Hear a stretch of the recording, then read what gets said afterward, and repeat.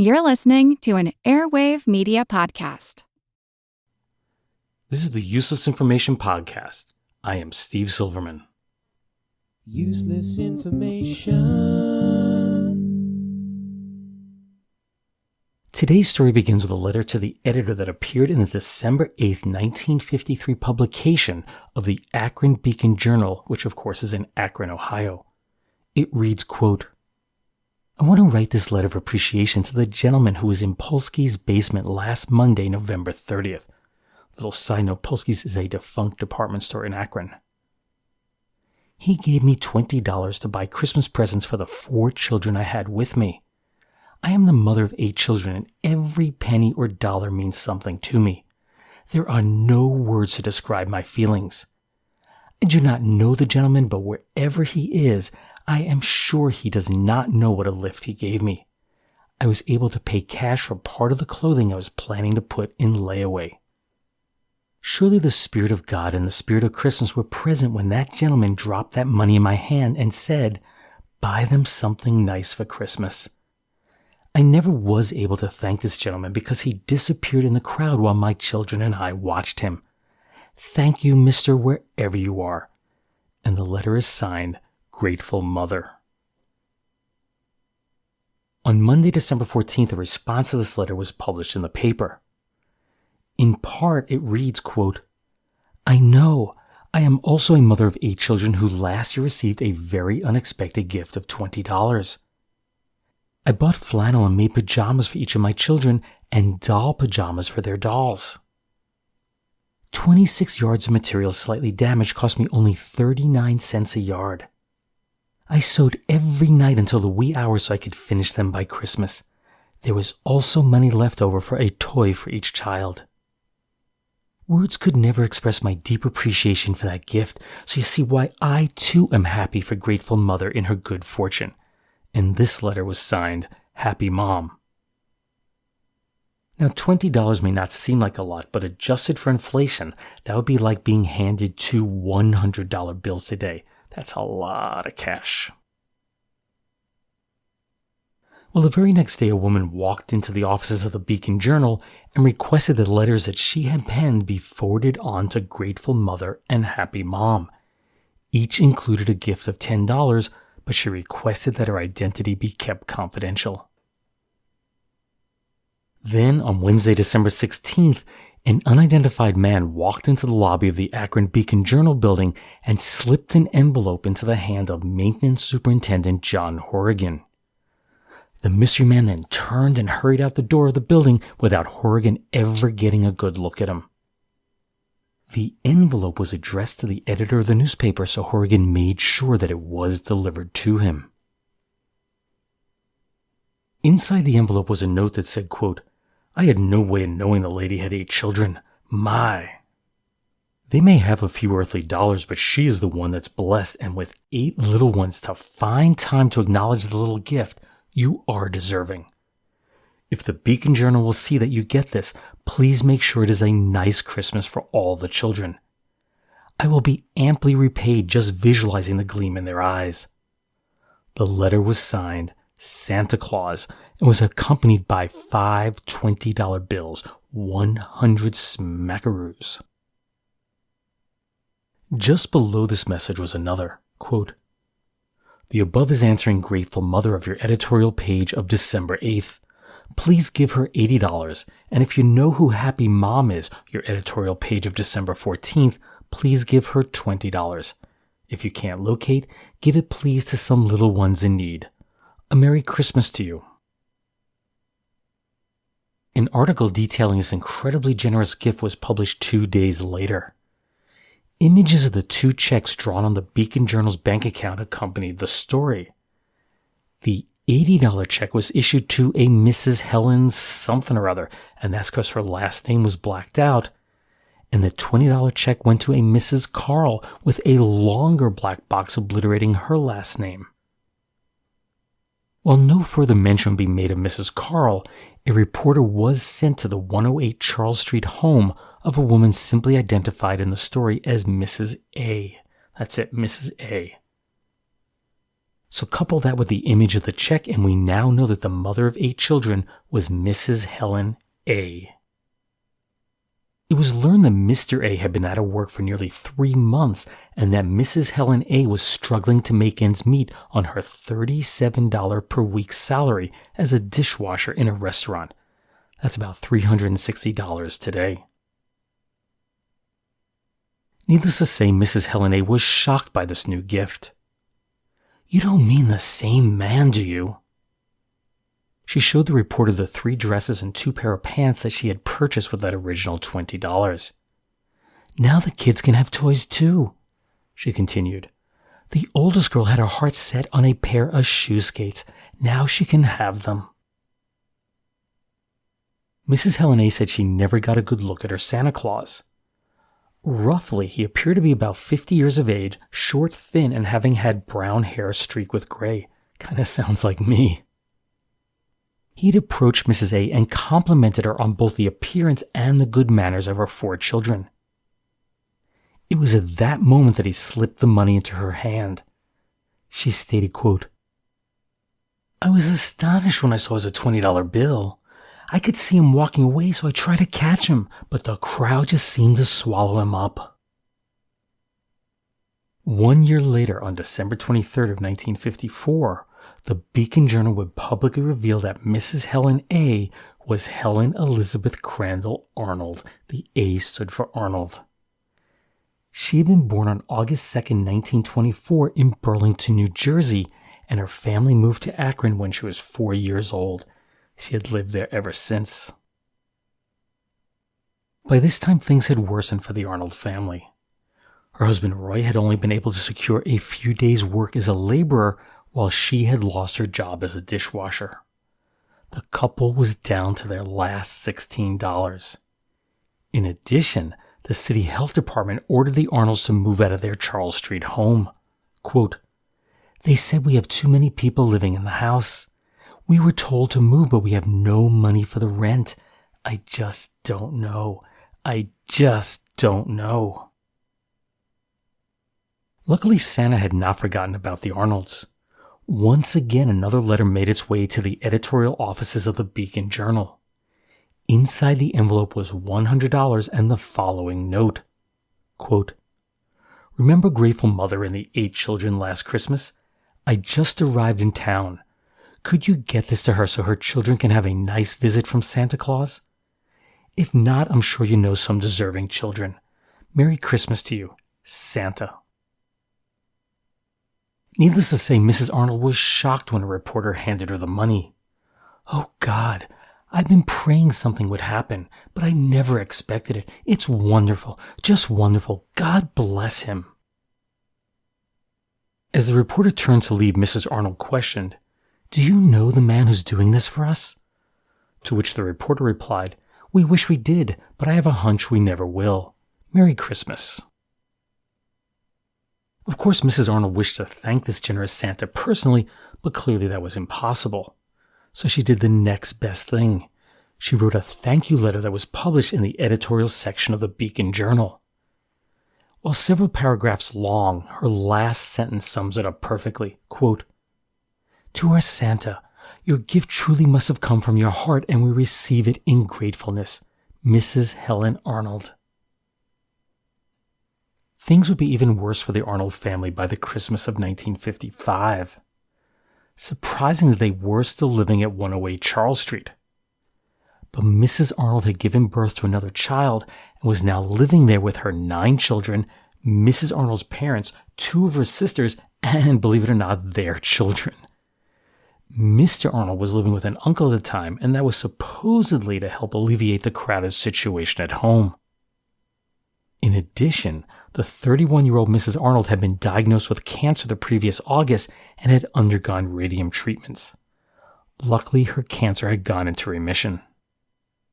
And sure enough, their Secret Santa came through once again. On December 22, 1955, a special delivery letter arrived at the editorial offices of the Beacon Journal. The handwritten note read, quote, "Dear Beacon, I'm a little late. Would you mind playing Santa Claus again? Remember Grateful Mother and the 8 children. Would you see that they get this? A Merry Christmas to you, Santa. Inside the envelope once again were 5 $20 bills. Upon hearing of the special gift, Mrs. Arnold stated, quote, "Things like this just don't happen 3 times in a row. Never in the world did I think that whoever he is would help us out again. Thank the Lord." By the Christmas of 1956, things seemed to be looking up for the Arnold family. They had moved to a 4-bedroom apartment at 177 East North Street in the Elizabeth Park housing project.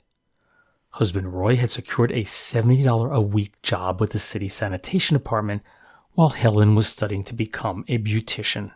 Quote, "We've made a 100% improvement since last Christmas, but we still aren't completely on our feet." Once again, a mysterious letter with money showed up at the offices of the Beacon Journal. Quote, "Dear Beacon, remember Grateful Mother? Please see that she gets this. If not, any worthy cause will do. Pop and Mom should each use $20 for themselves. Had a good year. Merry Christmas, Santa." Well, it must have been a really good year for Santa because he far exceeded his previous $100 annual gifts. This year he had enclosed $220. Adjusted for inflation, that's approximately $2,100 today. On January 2nd, the paper published Mrs. Arnold's thank you. It read in part, quote, "Into our lives again has stepped our phantom Santa Claus. We call him Santa and we sincerely believe in him because for several years now he has sent us a sum of money. And while we do not know who he is, we all feel that it is truly wonderful that God has designated such a wonderful miracle to take place in our lives." 1957's entry into the Arnold's Christmas diary indicated that their fortunes had taken a turn for the worse. In May, Roy was laid off from his job with the sanitation department. And while Helen Arnold had completed her studies at the Akron School of Cosmetology and opened her own beauty shop, unfortunately the business was not doing well. And for the 5th straight Christmas in a row, Santa Claus made his journey from the North Pole straight to the editorial offices of the Akron Beacon Journal. His note read, quote, "Dear Beacon, remember Grateful Mother? Honestly, if I didn't send it, I just would not enjoy my Christmas. Thank you again for playing Santa, and a Merry Christmas to you all, Santa." He matched his previous year's gift of $220 in cash. Mrs. Arnold wrote, quote, "Only a mother understands the worry of wanting so much for her family and having so little to offer, especially at Christmas. To know that God is watching over us and has provided us with a guardian who has such a wonderful heart has filled my heart with gratitude." Santa's 1958 gift would be his largest to date, 6 $50 bills for a total of $300. Unfortunately, I can't tell you more about what happened that year because this front page story was supposedly continued on page 2, which of course is missing from the scan of the December 21st, 1958 issue of the Beacon Journal. But what I can tell you is that by Christmas of 1959, Mrs. Arnold was desperate.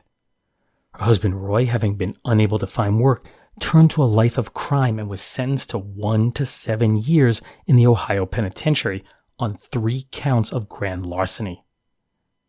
With her earnings as a beautician not being enough to support their family, she was forced to seek public assistance. In a somewhat surprising move, a reporter at the Beacon Journal received a call from a man with a gravelly voice. "This is Santa," the man at the other end of the line stated. "Did you get it?" The reporter immediately knew who he had on the line, and he attempted to get someone else at the newspaper to listen in on an extension. But as soon as the reporter replied, "Yes, we got it," Santa hung up. Yet everything else was standard routine by now. Santa's handwritten note read, quote, "Remember Grateful Mother? If you can get this to her, I'll appreciate it. If not, I'm sure you can find good use for it. I'd like her to have it.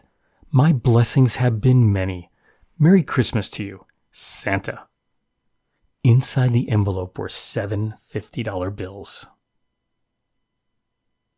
For his generosity, Helen Arnold wrote, quote, "This is the 7th year in which he has brought me from despair to a joyous holiday season.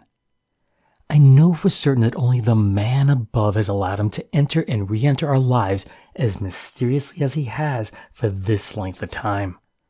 The miracle of Christmas time makes me rejoice." By the Christmas of 1960, the Arnolds had moved out of the housing project to 67 East Charles Street, where Helen planned to open a beauty shop in her new home's front room. Her husband Roy had been paroled after serving a sentence of 1 year. Quote, "Times are hard, and with his record, it's doubly hard for Roy to find a job. He's a good worker, but folks won't give him a chance." She added, "I'm going into the beauty shop business to better my lot and to be near the children. I don't want to stay on relief. I want to be independent." And for the 8th consecutive year, the Mystery Santa offered the Arnolds a bit of much-needed relief, matching his previous year's gift of $350. Mrs. Arnold writes, quote, "To you who choose to be our anonymous Santa, we all ask and pray for continued blessing upon a man with a lot of heart. God bless you. Perhaps through your help we may be able to get closer to being able to stand on our own 2 feet. But most important, our children know there is a Santa, and one we are proud to know." In 1961, the Arnolds divorced, although this fact would be absent in future stories about the family. Helen Arnold continued as a beautician, while her 21-year-old daughter Catherine worked as a laundry folder to help support the family. It was nearly impossible for Mrs. Arnold to obtain a better paying job because doing so would require costly childcare. Instead, she began to devote some of her time to helping others. She volunteered as a neighborhood captain for United Fund Drive and became president of the Bryan Elementary Parent-Teacher Association. Quote, "I've given quite a bit of time doing things for other people because someone has always done something for me. How do you ever pay back the things people have done for you? This is the only way I know." Still forced to seek public assistance, Mrs. Arnold was grateful when Santa came through one more time. She wrote, quote, "For the Christmas blessing this unidentified Santa gave not only raised the spirit of the Arnolds, but helped Akron to see the fulfillment of the Christmas miracle. From the beginning, in our brief encounter many years ago to the present, Santa's benevolent kindness has made things possible which might have been impossible for us to attain." 1962 would mark the 10th anniversary of that moment when Mrs. Arnold would have her first and only glimpse of her secret Santa.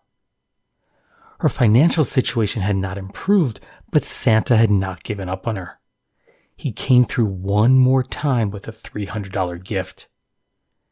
In thanks, Helen wrote, quote, "Although our Santa is short, he has the stature of the grandest St. Nicholas there is." She continued, 10 years have passed. I often wonder who our Santa may be. But then I don't, because no one really wants to brush aside the curtain." In August 1963, Helen Arnold boarded a bus to Washington, D.C. to participate in the historic march from the Washington Monument to the Lincoln Memorial to witness Martin Luther King deliver his "I Have a Dream" speech. Upon her return, she told the Akron Beacon Journal, quote, "This will be something to tell my children and grandchildren. We're showing that Negroes will stand together." It would also serve as the moment when Helen Arnold turned from being a poor mother of 9, known solely for the annual gift that she received from Santa each year, into a voice for her community, the poor, minorities, and the children of Akron. There'd be no helping hand from the Arnold Secret Santa in 1963. Now, not receiving the gift did not upset Helen. She was actually far more concerned about his well-being. Could he be ill? Could he have passed on? Could Santa have fallen on hard times? No one knew. Yet the Beacon Journal city editor at the time, W.D. Schlemmer, was not silent on this lack of a gift. He wrote a lengthy story that was published on December 25, 1963, and it included this paragraph. quote, "And you, Mrs. Arnold, have worked hard to help your family and your community. So many public causes, school interests, neighborhood forums, planning groups have been better off because you have taken an active part." Not only had Mrs. Arnold become a voice in her community, but her fortunes began to change. In August 1964, she was hired by a consulting firm that was doing preparatory work for urban renewal around Akron's B.F. Goodrich manufacturing plant.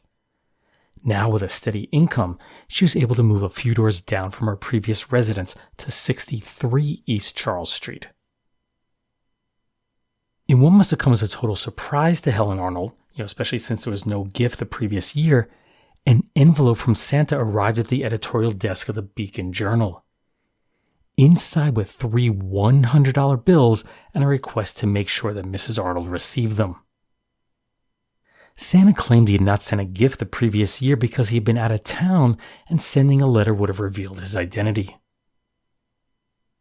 In a letter of thankfulness, Mrs. Arnold wrote, quote, "To Santa, who has reserved a place in our hearts and our home, may I say you have brought us tidings of great joy, not because of the money, but because you have lighted the flame of kindliness in the rebirth of Akron's Christmas story.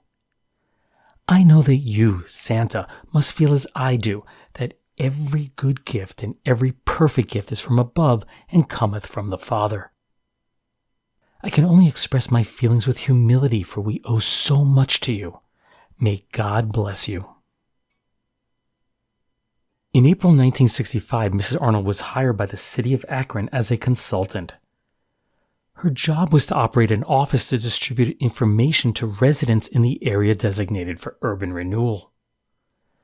The job was to last for 6 months and paid $2,400, which is approximately $19,700 today. In October, her contract was extended for an additional year. Life was starting to look up for Helen Arnold, but she commented, quote, "We're not socially deprived anymore, but we have a long way to go." In what would seem to be a repeat of Christmas past, Santa once again delivered an envelope containing $300 and a note to the Beacon Journal. Yet it would be the last. The Beacon Journal calculated that the Arnold's Secret Santa had given the family a total of $3,040. To this day, his identity remains unknown. Yet life went on for Helen Arnold. As her children grew and she had more time for herself, she became increasingly active in the causes that she believed in most. Between 1970 and 72, she served as the president of the Akron chapter of the National Association for the Advancement of Colored People, the NAACP. In 1973, Helen was defeated in her attempt to run for the Akron City Council, but in 1976, she was named the vice president of the Ohio Black Political Assembly. She would find a true calling in 1977 when she's elected to be the first African-American woman on the Akron Board of Education, which at the time was dominated by board members who lived in predominantly white neighborhoods. She was 53 years of age and had campaigned as a fighter for blue-collar workers and the poor. Helen would eventually be appointed Akron Board of Education president, and in 1996 was named by the Ohio School Boards Association as one of the top school board members in the state. When Helen Arnold died on February 16, 2001 at the age of 76, she had served on the Akron Board of Education for 24 years. Akron Assistant Superintendent Sylvester Small stated, quote, "I think the whole community has suffered a tremendous loss. Helen Arnold was everyone's mother, grandmother, aunt. She was everyone's conscience that says you've got to serve these kids and you've got to serve your community." After her passing on August 29, 2007, the Helen E. Arnold Community Learning Center was opened in her honor. I'll leave you with one final quote from Helen Arnold. "I have been poor, I have been on welfare, I've had to struggle, and yet always there was a way for me to get beyond each of these situations. So I am thankful, really thankful." Useless, useful, that for you to decide. Well, look who's dashing through the suds with jingle bells, too. It's those happy Does carolers and their merry washing machines. Greetings. D-U-Z, D-U-Z. Put Does in your washing machine. Work clothes come out oh so clean. White things white and color things bright. D-U-Z does everything. From the roughest and the toughest to the whitest and the brightest. No so bright like Does before. Does is different, does more. When you Does your wash, you'll sing. D-U-Z does everything. D-U-Z, D-U-Z. That was delightful kids, yes, sir. And folks, now listen, the truth is, today's prices for used kitchen fats are higher, much higher than last summer. Everybody save every drop of used fat. It's worth your while. This is Ralph Edwards speaking on behalf of our sponsor, the makers of Does, and wishing you a very Merry Christmas. And until next week, when you hear more about the Walking Man, a brand new gigantic prize contest, good night, everybody.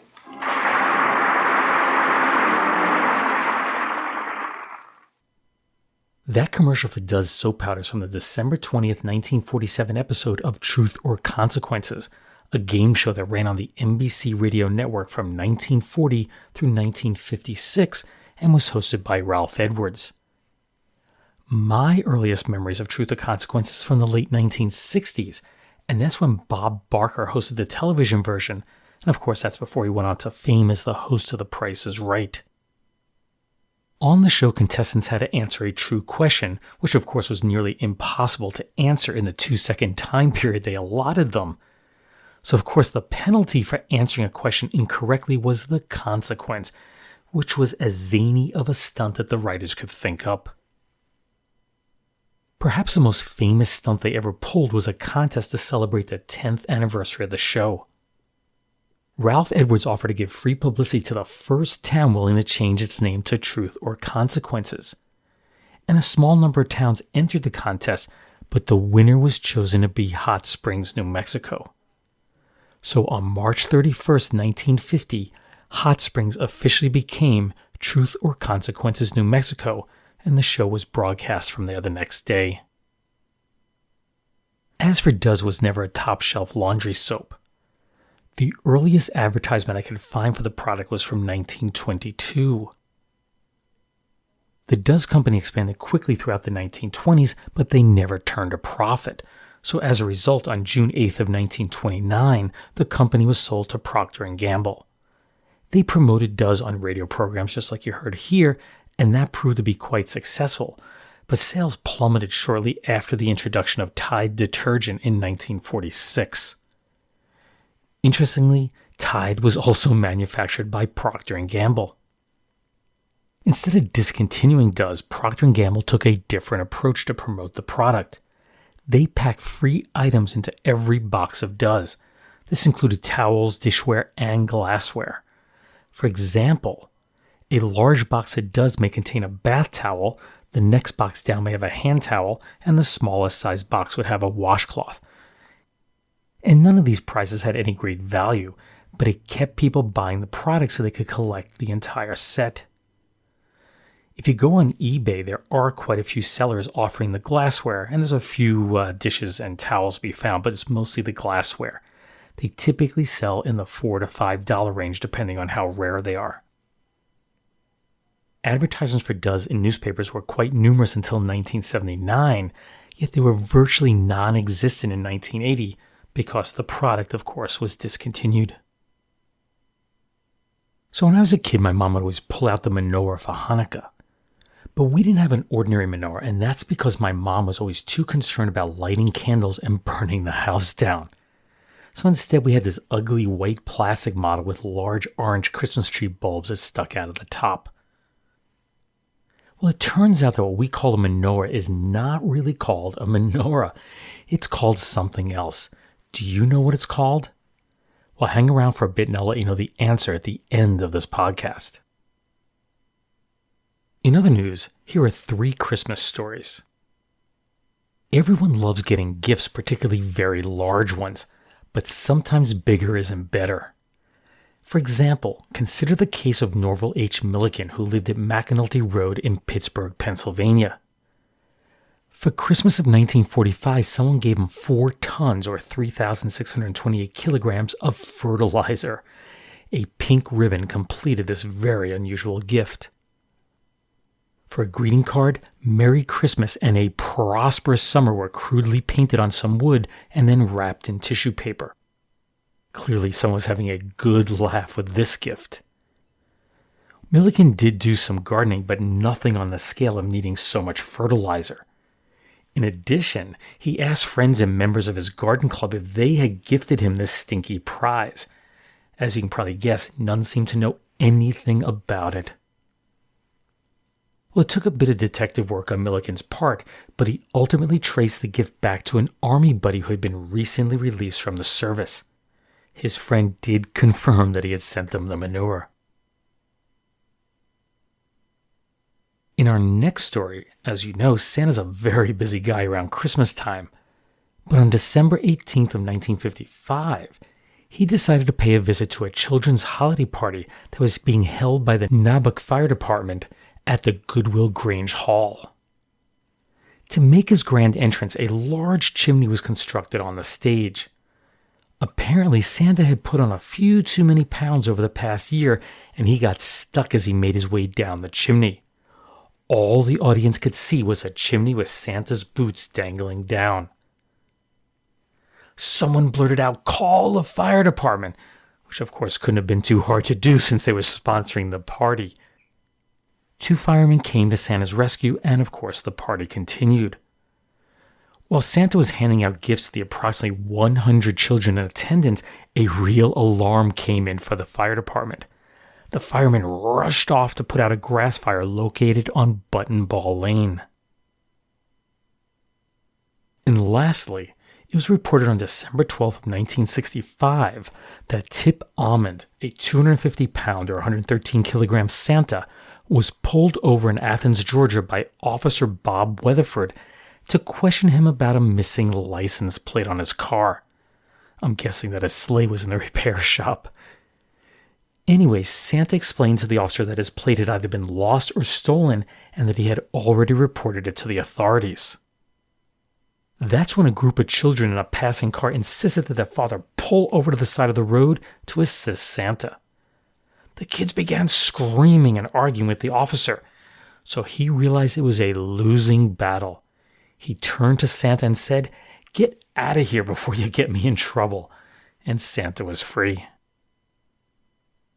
So earlier in the podcast, I'd asked you what the real name for a Hanukkah menorah was. Did you know? Well, first we should probably discuss what a menorah really is. By definition, a menorah has only 7 candle holders on it. In addition, according to the Talmud, which is the book of Jewish law, a 7-candle menorah cannot be used outside the temple. So clearly we have a problem here. And that's because the candle holder used at Hanukkah has 9 candle holders on it. You know, there's one for each of the 8 days of Hanukkah, and then there's that one that sits higher than the rest. That's called the shamash, which is the servant or helper candle. And clearly, you see them everywhere, it is used outside the temple. Well, the name for a Hanukkah menorah is really called the, you ready for this? The Hanukkiah. Hanukkiah. Makes sense, doesn't it? Now, as for lighting the Hanukkiah, I remember my mom telling me that you always started with the candle on the right, and then each night you lit up a candle to the left until all 8 days had gone by. I checked, and the reason for this is that by starting from the right side, your hand will never cross over or cast a shadow on the lights of the candles of those that have been lit. Which leads me to wonder, what happens if you're left-handed? And what happens if the Hanukkiah is sitting in the middle of the room? Then I guess the right side is dependent on your point of view. Well, these are just questions I don't have the answer to. And due to habit, I'm probably still going to call the Hanukkiah a menorah.